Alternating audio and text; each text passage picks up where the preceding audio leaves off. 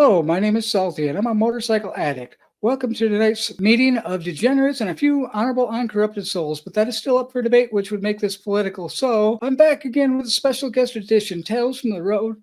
Let off that throttle, pull in the clutch, put on the brake, and sit back, relax while we listen to this legendary story on two wheels. From within the Badger set, a different type of hole. Don't forget this off-season, please remember those of us riders suffering through winter with PMS, parked motorcycle syndrome. Our bikes suffer too. I am still trying to convince my wife motorcycles are a good financial investment. She doesn't agree, but I have conjured up a way that she may be in somewhat agreement of it in the aspects to choppers. I will not forget to unrestrain her and ask her later after the show if she is still more sociable. If not, I'm willing to trade one basket case for another. Maybe you'll have better luck with her than I do. Let's step back and talk about motorcycle lifestyle. It's all about the adventure. Most of all, remember, chopping ain't easy. If I wanted to ride something easy, I would have called your girlfriend. Without further ado, tonight's special guest is backstage, and I don't want to keep him back there any longer. So this special guest edition of Salty Badger's Chopper Talk Tales from the Road is coming to you live through StreamYard on YouTube from the Badger set and streaming to you on Spotify, Apple Podcasts, all the streaming areas. Let's get chopping and see where this episode Salty Badger's Chopper Talk Tales from the Roads takes us. Salty Badger arriving.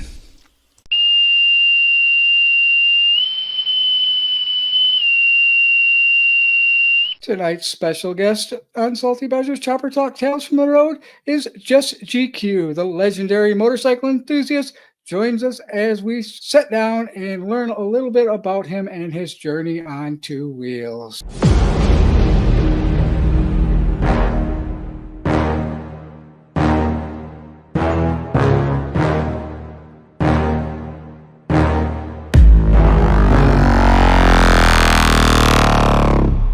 Hey, how you doing? Good evening. Good evening.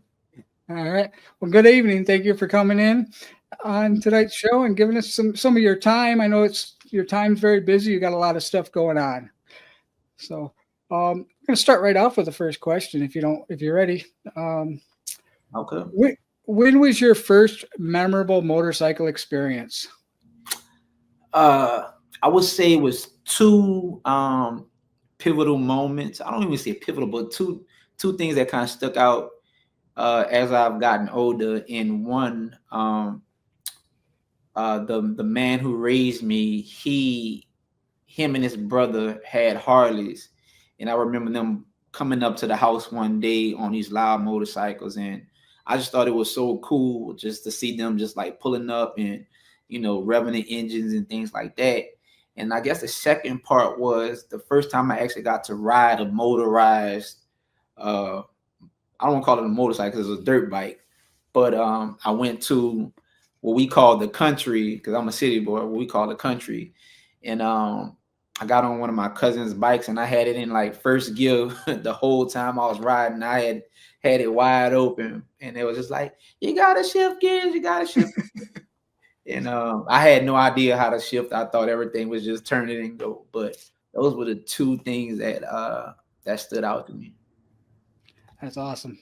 So who was your biggest influence in regards to motorcycles and what you do now?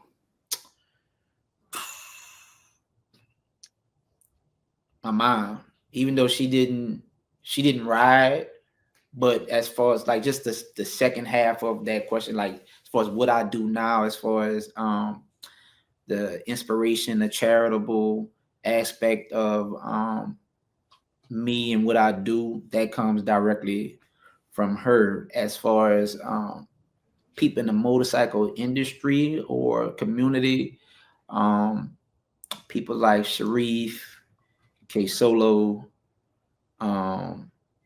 Snacks,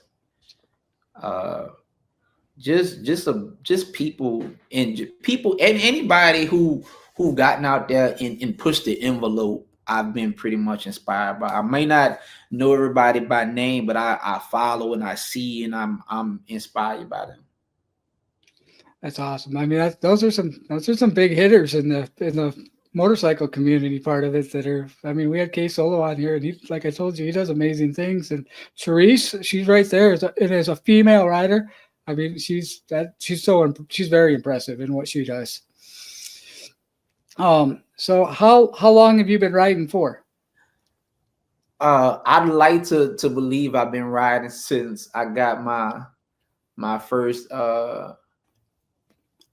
pedal bike, but as far as motorcycles, I bought my first one in 2007. So whatever that was, that 18, what, 21 years? Yeah. Yep. 22 years, roughly about 22 years. There I've you been go. riding. Started off with a 2002 Honda CBR FOI. I started on sport bikes, and then eventually moved up, bought a 01929. I've had a couple of CBR 1000s, one the 06, one's a 07, a Gixxer 1000, and eventually after I left sport bikes, I bought my first Harley about 7 years ago. It was a 2001 Road King, and it's been going up ever since then.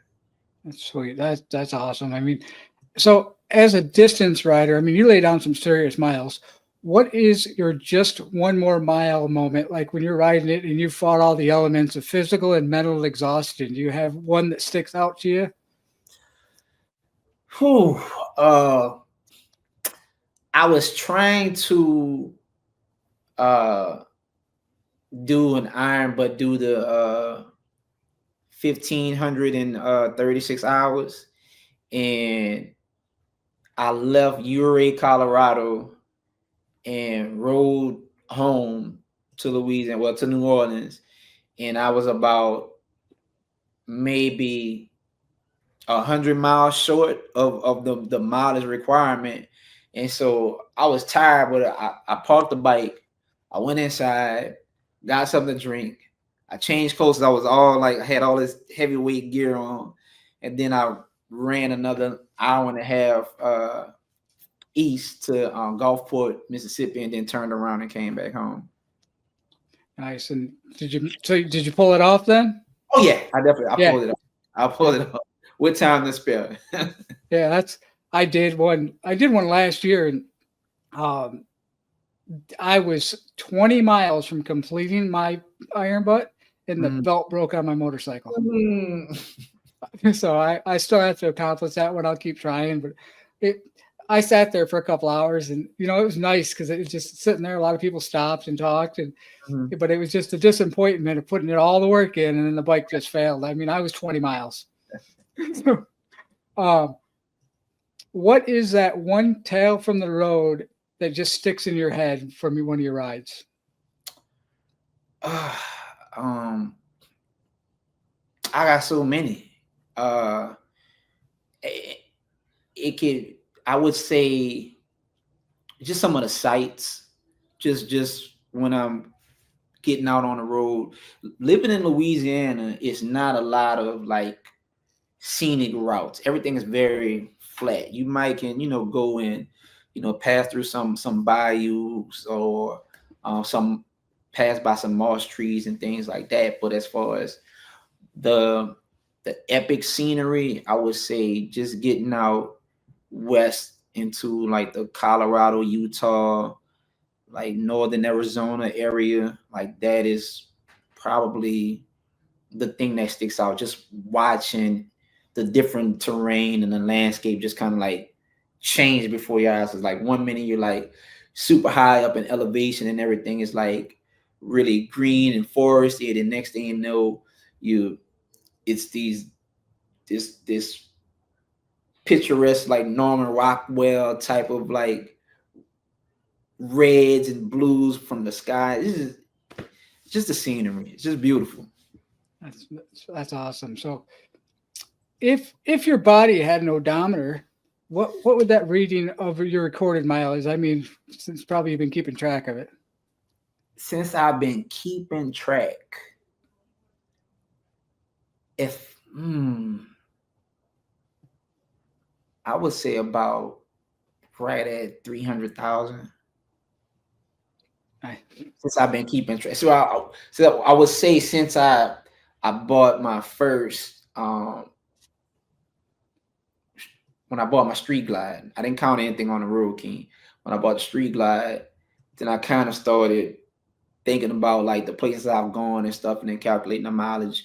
But I really didn't like really physically start documenting them until I bought my first Road Glide, and then that was like I started meeting people and doing iron butts and learning about the different ride challenges and things like that, and uh, joining the Harley owners group, and realizing that they had these different like milestone patches and stuff like that. I was like, oh, okay, that's pretty cool. So I would say probably about right around 300,000. I mean, that's a lot of miles, especially considering it wasn't like it's not been like 10 or 15 years since that's been in the fairly recent future that you've started doing that. Yeah, I would say probably roughly about 5 years ago. Yeah, that's some respectable mileage. And so, what would you say is your damn I did this moment? Whew. Going to Canada by myself. I was I'm not gonna like that was the first moment I was kind of like scared, just leaving New Orleans and just like riding straight up and then crossing the border because like I don't know what to expect. I've never been across the border uh to Canada. I've been like abroad in Mexico and like the Caribbean and stuff like that, like on trips and things like that. But just riding through there, then listening to people say, oh, they're gonna check you or be careful. And so I was kind of fearful. But once I crossed the border and I was I was I was overly sharing information with the people, like, because I'm like, hey, I'm a YouTuber, I do this, and you want to see my channel, and so like just trying to, make it, just ease everything and ease things for myself. But once I got there and I started riding around, I'm just like, wow, like I really did this. Like this is crazy. Nice. Have you rode up to Alaska? I am going to Alaska this summer. That's Okay. gonna be my first time going, and hopefully it's not my last time, but I'm leaving mid-June this summer to go up there. Awesome. That's great. So you have an amazing story and always giving back to the community in some way or another. As a family man and balancing everything, what inspires you to keep your tank full in doing that? uh, I don't think my tank is full. I think I'm always running on empty because I'm always doing something. I'm always giving, but the fact that I'm still here inspires me to keep going. I had a really bad accident back in 2009, and I fractured a couple of bones in my neck and my spine, amongst some other internal injuries I had, a collapsed lung and lacerated kidney and spleen, and just it was just a lot of just like really like messed up stuff that happened as a result of the accident, which required me to be medevac to a larger hospital about an hour and a half away. And doing that and surviving Hurricane Katrina, I stayed down here during it, so I was able to see everything firsthand, and making it through a bunch of different things in life. And it's like, okay, I could have been taken out at any moment, so I might as well you know lean into the fact that I'm pretty sure I'm here to do something great and to inspire somebody. And you do some great things. I've seen videos that for you with kids and just things you do for the community. I mean, I seen the video from the damn show where you did something for the community afterwards, and I think that's just awesome. The places that you go and you're doing things not just in the motorcycle community, but for the outside of that community when you're doing those things in the motorcycle community.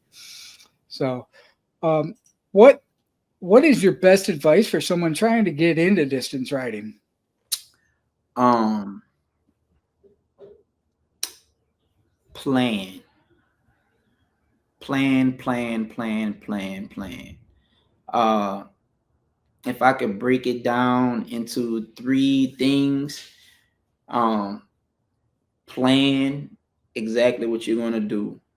Be prepared for the unexpected, and make sure your bike and your health is at like tip top shape. And then take it 1 mile at a time. Once you, I get a lot of people who ask, hey, I really want to do this, but I'm afraid, and I'm just like, just break it down in chunks. If you want to do a 10-hour ride, break it down into 5 2-hour sessions. Or if you want to do a 3-day ride, break it down into a day. Like, how far can you ride in a day? Don't push yourself because you see, other people out there doing like some crazy miles. And I would say, like, even with myself, I've pushed myself like sometimes too much. And I'm not afraid to say that, because it's still an ongoing learning experience for me. Sometimes I get used to, oh, I can do it. I've done, 12, 13, 14, 15, 16-hour days. And the week before, I may have not gotten a lot of rest. And I'm like, in my head, I'm like, I can do 16, 17 hours. It's nothing. And I'm exhausted. So don't push yourself more than you need to. If your body's telling you to shut it down, shut it down. Yeah, I mean, a lot of people don't realize how physically exhausting, not just on the physical side of how exhausting it is, but how mentally exhausting riding for long miles is. And when your brain starts shutting down, it can get dangerous. Mm-hmm. So, Been there. what would you say to the younger generation to inspire them to share our passion for motorcycles? I would say if you're looking for a sense of community that is extremely generous, extremely caring, will really literally give the shirt off of their back, will open up their homes, will treat you like family, I would say, like, get into the motorcycle community, the motorcycle riding community, because once you get out there and um, you're really into like motorcycling, I don't think there's a better community out there. I think literally we're the most charitable, the most hospitable, the most loving, the most caring group of individuals on the earth. And if you're looking for something like that, then I would say get your motorcycle, because there's some awesome people out there. Oh yeah, and it's constantly growing. I mean, they're always willing to help you if something happened on the road. You know, somewhere along the road, somebody's going to stop and help you. Yep. You're not alone, and you're not trapped. Somebody will help you. Yep. What is your personal highlight from last year? Oh, I have a few. I would just leave it at two. So putting on my first event last year, the Unleash the Peace run, down here in the New Orleans area. It's my first, I guess, big get together, and it was extremely successful. So that was a highlight, because that was something that I thought about doing for a while, and I just said, you know what, I'm just going to do it. And that's kind of like how my motorcycle career has been. I just put it out there, and then I hold myself accountable to it. So I put it out in the public, like, this is what I want to do, or I'm going to go here, just like with the Alaska this summer. Like, I'm going to go to Alaska, and I said this last year. So now I put it out there. Now I got to do it. And my second personal highlight from last year was completing my run dedicated to my mom. So I rode out to California, and along the way, I always keep her memorial T-shirt with me on these like long rides. And so every place I stopped that was of significance or importance, I made sure I took a picture with her memorial shirt, just as a reminder to her, knowing that she's looking down on me, like, hey, I'm still with you. I still love you. I still care about you. And I won't ever let your memory fade away. And I appreciate what you've done for me. So just going out there to the West Coast, and then just like zigzagging my way back and just stopping at every cool place that I could think of. And I would always think like, what would my mom be saying? Like if she saw like Horseshoe Bend or, Monument Valley or some of these different places. And so that was my, I guess, opportunity to bring her with me.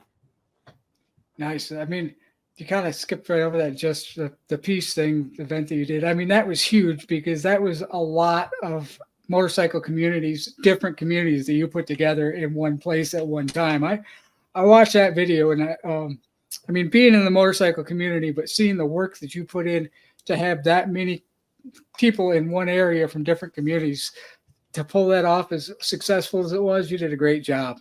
Yeah.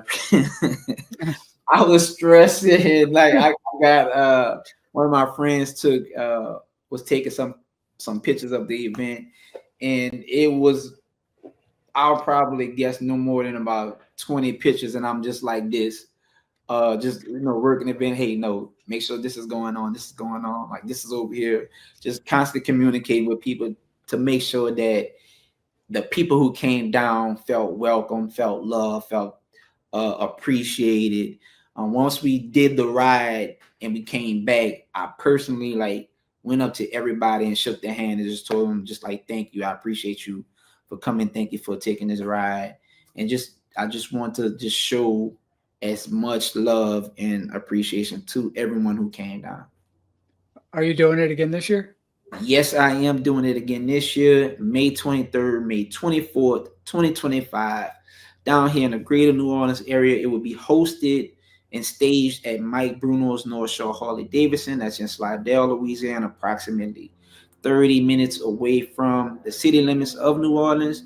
And we're going to leave from there and we're going to ride to New Orleans, and we're going to do some other stuff in between. And I got a bunch of surprises in store for them. I can't really say right now, but yeah, that's an epic thing. And if you're in that area or you can get in that area, don't miss that event, because the videos and the footage that he has of it is just amazing thing. So as a distance rider that's laid down some serious miles, there's always that bucket ride. I've been following some chatter and talk on you since Detroit last year, and I see you have chosen a hard path in completing a cross-country ride on a chopper. Can you share a little bit about this? So I've always had an affinity for choppers. Just looking at them, I thought they were cool. I didn't start out riding when I never had one, never owned one up until, the one I'm working on now. But I always thought it was cool. And just thinking back to like motorcycle history in general, that era of like true choppers. I'm not saying, this is no offense to nobody who, bought an Orange County chopper or something like that. But I mean like taking the Kawasaki's and the Hondas and things like that, and like literally building them from these different parts and raking them out and making just a beautiful creation, oftentimes in the comfort of their own home or garage, is something that I always appreciated. And so I told myself, whenever I get a chance, I want to buy a chopper, I want to build the chopper up, and I want to take it on a cross-country ride. It won't be like Santa Monica to, they won't be east to west, but I'm going to cross a couple of states and have some type of destination just to get a sense of what some of those people who did that back in the day, like what they went through. So I want to experience that as well. Right. So you kind of answered a couple of my questions all within inside of that one. So I'm going to skip a couple of them here. You have been around and done some legendary things in the motorcycle community. How would you say the chopper crowd is different from that rest of that crowd? I would say the chopper crowd, once you get in, it's such a sub community of the motorcycle community in general, but they will literally, if you allow them, they will build your bike for you. You know what I'm saying? That's the kind of people are in the chopper community. They will like, hey, you need some help? Hey, I'll come over here. I can do this. Hey, you need a seat. You need some parts. You need some clutch cables, some wires. Like, people will like literally put their hands on your motorcycle for you if you allow them to. They're just really, really, really helpful. And even with my chopper that I'm getting ready to build, I've already had a couple of people reach out and say, hey, I got this, you need help with this. I can do a nice paint job for you, like this. And it's just, they want to see your vision come to life. And so they're gonna do whatever it takes to help you bring your vision to life. It is not about, oh, how much can you pay me, or it's for the genuine love of like the chopper community. Like, we want to see you, especially if it's your first one. We want to see you come to the scene. Right. I mean, that you can, what you just said there isn't more describing of the chopper communities than the reality. Because when I got sick, I mean, I was in the middle of a build and I literally had people saying, hey, send me, what do you need? I'll send the bike down. I'll finish it for you, or I'll build a fender, you're going to make it. And I'm like, I didn't want it. It's not that I appreciated it, but the part of the build that I enjoy is doing it with my kids and everything. And I've changed the name of my new, my next build is Stroker Ace. So I'm going to teach myself how to do different things coming back with that chopper. So in your opinion, is the chopper scene making a comeback? It is, because I think more and more people are getting used to seeing them now with the different shows that's coming out, like the what's the one that was in North Carolina not too long ago? Smokeout Rally? It's another one. Full Throttle. The Full Throttle?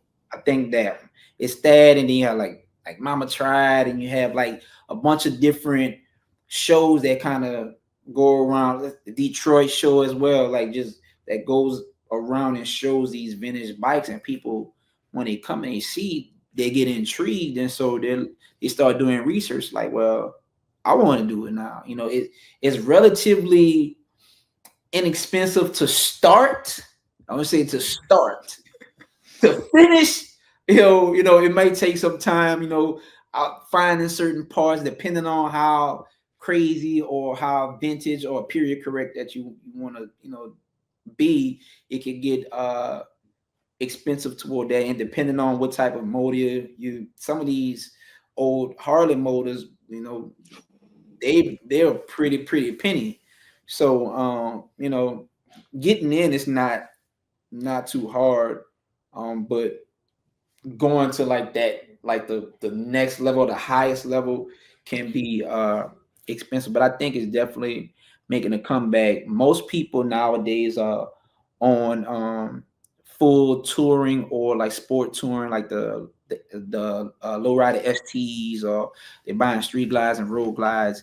And I think that now they're looking for something else to ride around on, something that's not going to be as cumbersome or heavy. And they just might want to get out and go to a bar hopper, right? And that chopper comes into play, because most of them are hardtail, and you don't have to worry about really like beating yourself up just going down the street, or going a couple of miles away. So I think it's definitely making a comeback. Yeah, part of that statement you said, where you said it's easy to get into it, it's rather inexpensive, but that's very true. But man, it's hard to get out of it once you get it in there and you get that bug in you to do it. It's hard once you're there. It's definitely a tough thing. So you think you're gonna have it done and that Mama Tried next year? I thought I didn't realize, like in my mind, I'm doing the math and I'm like, okay, if I do this, I can have this ready for Sturgis. I'm like, nope, it's not gonna happen, because it's phases. Yes. And one phase has to be fully complete to go to the next phase. And so it's not as simple as just taking a part off and putting a part on. It's an entire process. That's something that I'm learning, like with building the chopper. It's a full process. So I would like to have one ready because I want to get another. I want to get a Sportster frame, and I want to do I want to chop a Sportster out as well, and I want to do my Honda. This is going to be like my show bike. Hopefully it'll be done before then, but if not, I'm not going to rush it. It'll get done. I just have to hold myself and my pockets accountable. There you go. And I think you're gonna I find the chopper count enough, and you got some heavy hitters that are in it. I think you're gonna do well, and I'm excited to see it because I mean you're graphic design. You got graphic design stuff. You're an artist. Yeah. That's part of choppers is an artist. I call it an art on two wheels. These are rolling pieces of art. No matter how they look or how they've turned out, they are a piece of art that somebody built out of their mind. Yep. So that's pretty much, we're getting close to what, that's about all I have. But what events and or rides do you have planned for this year that someone can catch you at?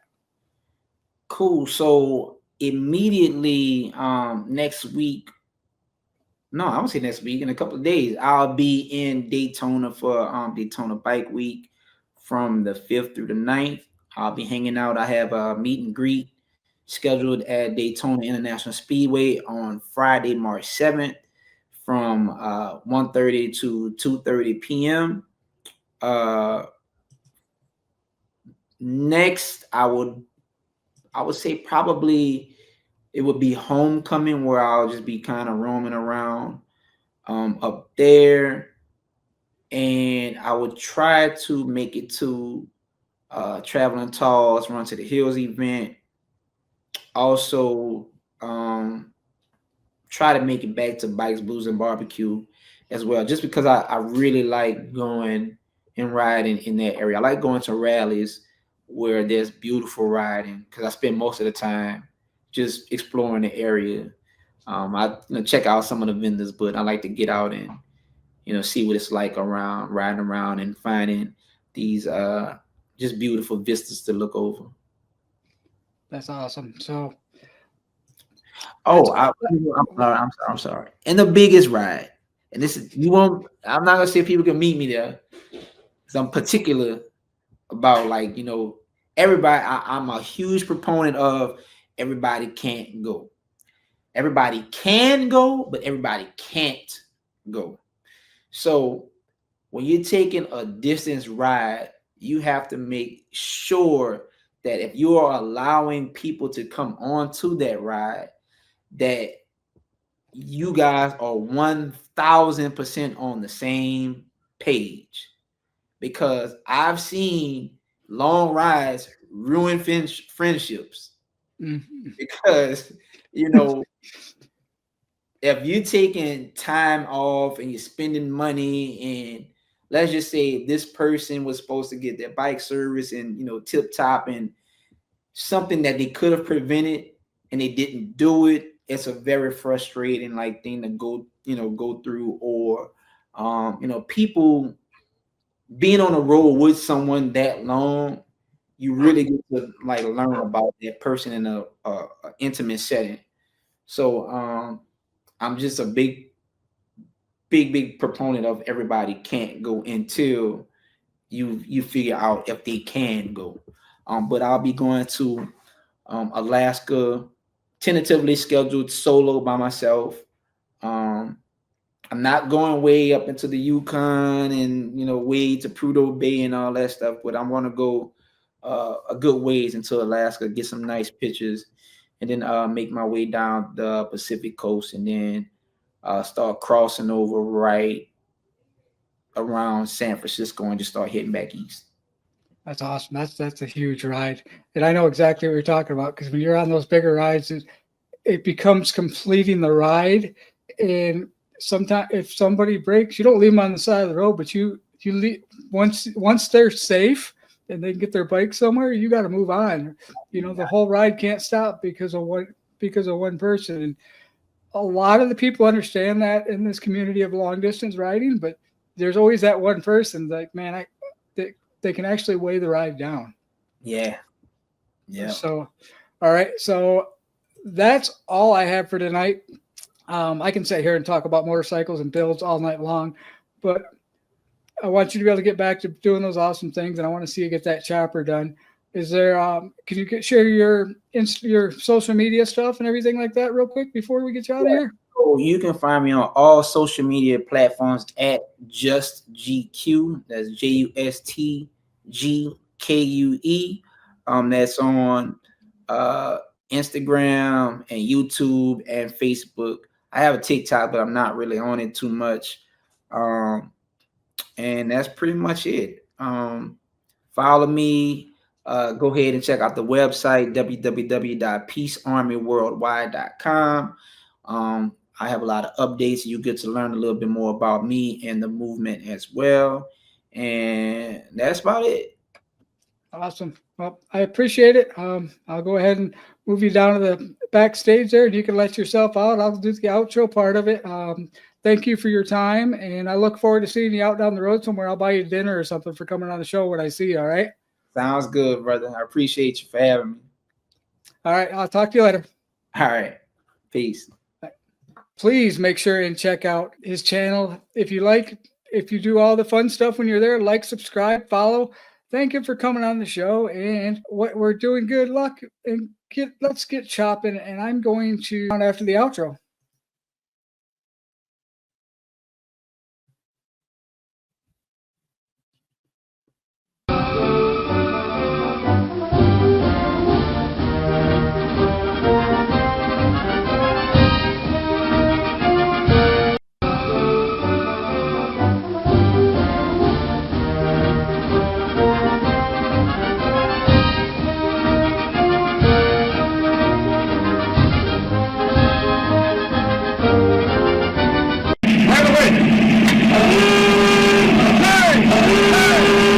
Sweepers, sweepers.